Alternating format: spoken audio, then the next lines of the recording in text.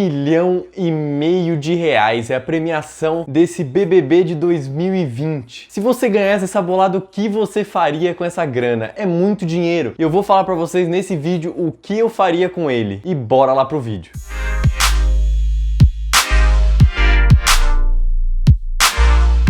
Fala, gente, tudo tranquilo? Sejam bem-vindos a mais esse vídeo aqui. E eu decidi fazer esse vídeo aqui para ser aquele vídeo mais leve, em que eu falo o que eu faria com R$1,5 milhão para investir essa grana. Obviamente, nesse vídeo eu já tô levando em consideração de que eu já tenho uma reserva de emergência e eu vou só investir, realmente montar a carteira de investimento. Nada do que eu falar aqui é uma recomendação de investimentos. É só o que eu faria caso eu ganhasse R$1,5 milhão do dia pra noite. E bom, a primeira coisa que eu faria é ver qual é a minha capacidade de aporte. Porque caso eu ganhasse uma bolada dessa, eu não colocaria tudo de uma vez na bolsa de valores.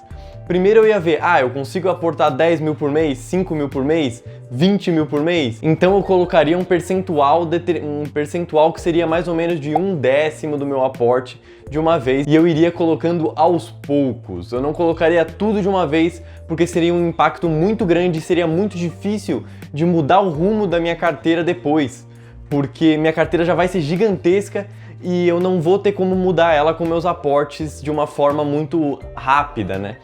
Então eu não começaria colocando já R$1,5 milhão de uma vez só na carteira. Mas bom, afinal, como ficaria essa minha carteira? A minha carteira seria composta de duas frentes, a frente internacional e a frente nacional. Dentro da frente nacional, eu deixaria o meu caixa, eu deixaria um caixa nesse momento econômico que esse vídeo está sendo gravado, de 50%. Por que tudo isso? Quer dizer, para muita gente isso é muita coisa, deixar 50% de caixa. Tem muita gente que acha que é pouca coisa. Eu deixaria 50% de caixa nesse momento econômico porque eu acredito que o upside, ou seja, o potencial de valorização das ações nesse momento não é maior do que o downside dela. O que isso significa? Significa basicamente que eu acredito que nós estamos num fim de ciclo econômico. E se realmente eu tiver certo e nós estivermos num fim de ciclo econômico, eu duvido que o upside vai ser do tamanho do downside. Eu acho que quando cair, quando tiver uma crise, essa queda vai ser muito maior do que o upside que eu consegui até chegar nela. Só que sempre tem a chance de eu estar errado. Eu posso estar errado nessa minha constatação.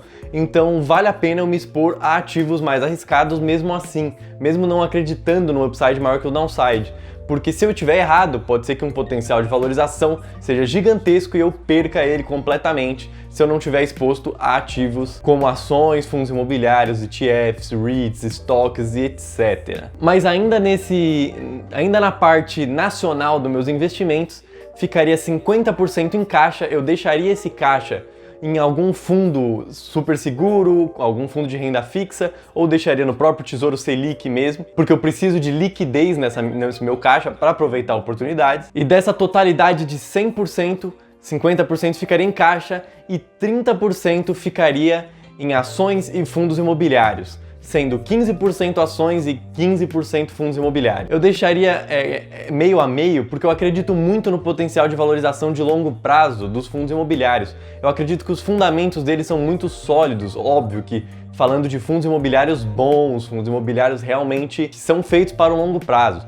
E também seriam ativos que se desvalorizariam menos numa queda brusca da carteira, porque eles tendem a se desvalorizar menos do que as ações e sofrer menos com volatilidade do que as ações. Se você quer um vídeo só sobre como analisar ações ou só como saber se um fundo imobiliário é bom, clica aqui no card para você ver esses vídeos e aprender como que analisa uma ação, como que você pode saber se um fundo imobiliário é bom, quais fundos imobiliários eu mais gosto. Lembrando que nada disso são recomendações de investimento, são só a minha visão sobre os investimentos. Bom, mas eu teria esses 80% aqui no Brasil, sendo 50% em alguma renda fixa, em caixa no geral, e 30% em fundos imobiliários e ações, sendo meio a meio, 15-15. Eu também investiria lá no exterior em dólar, porque eu gostaria de ficar protegido para fora do Brasil também. Eu acredito que se expor ao risco da ruína é muito ruim.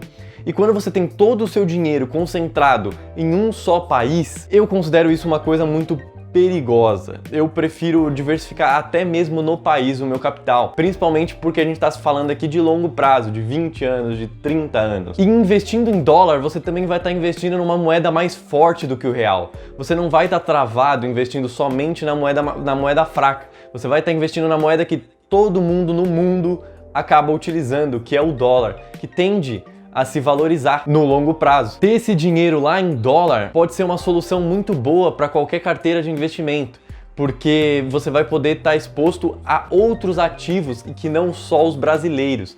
Lá fora você tem muito mais empresas abertas em bolsa, muito mais empresas excelentes, boas, multinacionais gigantescas, além de também ter os REITs, que são basicamente, não é a mesma coisa porque não são fundos, mas seria como se fossem os fundos imobiliários aqui no Brasil, que são empresas que basicamente vão ter imóveis. Você tem vários REITs muito bons lá fora também, além de estoques excelentes e também ETFs muito mais variados do que aqui. ETFs são os Exchange Traded Funds, que são basicamente fundos indexados a índices, ou seja, eles seguem algum índice, e eu não teria nenhum ETF aqui no Brasil, porque aqui no Brasil você tem taxas de administração de ETFs muito grandes. Além dessas taxas de administração, você também tem uma quantidade muito pequena de ETFs. Você tem poucos ETFs aqui no Brasil, enquanto lá nos Estados Unidos você tem muitos ETFs diferentes.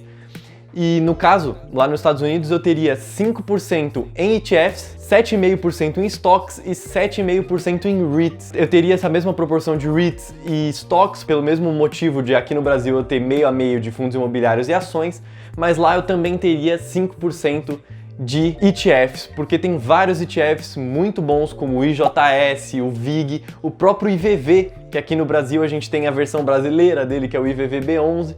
Lá fora você tem o IVV, que é o que segue o S&P. O IJS é um fundo que segue o índice de Small Caps. E o VIG é um ETF que segue basicamente um índice de dividendos, que são só empresas que pagam dividendos constantes e crescentes nos últimos vários anos. Bom, e é basicamente isso que eu faria com R$1,5 milhão caso eu ganhasse do dia para a noite.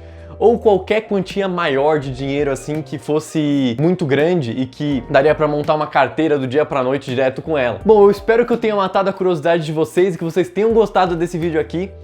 É um vídeo mais descontraído, um vídeo mais tranquilo, não muito técnico, mas se vocês tiverem qualquer tipo de dúvida, deixa nos comentários, aproveita e deixa seu like no vídeo, compartilha esse vídeo no Facebook, no Instagram, no Twitter, em tudo que é lugar, no Zap, compartilha para todo mundo. Também ativa o sininho aqui do canal para você não perder nenhum vídeo e para receber as notificações. Muito obrigado, até o próximo vídeo e falou!